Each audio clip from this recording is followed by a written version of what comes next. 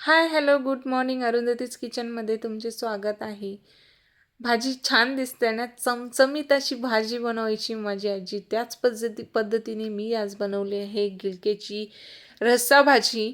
आता ही भाजी खूप साधी सिंपल आहे, तर ही अप्रतिम चवीची आहे जी माझी आजी बनायची. आजीसारखी चव तर नाही देणार, पण तसा प्रयत्न आहे की मी कधीतरी शिकेलच.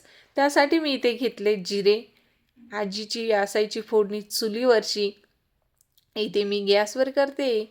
पण मी त्यासाठी टाकले तेल. तेलात टाकलंय मी जिरं. जिरं छान तडतडून देणार आहे. जिरं तडतडल्यानंतर लगेचच त्यात मी टाकणार आहे लसूण.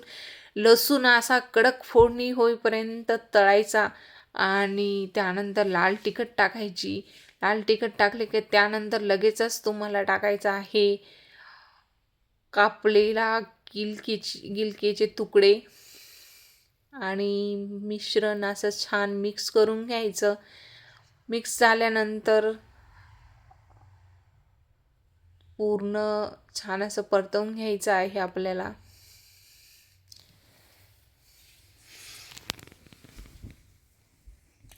आणि त्यानंतर थोडीशी मी त्यात हळद मिक्स करणार आहे.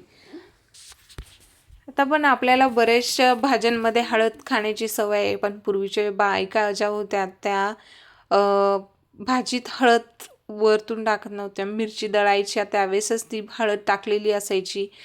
आणि अशा पद्धतीने मी यात पाणी टाकलं आणि भाजी मिक्स केली.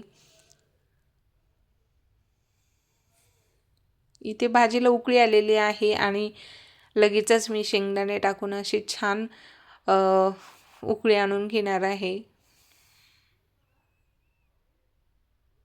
भाजीला शेंगदाणे भाजलेलेच असावेत, जेणेकरून भाजीला चव छान येते. भाजी शिजवून झालेली आहे.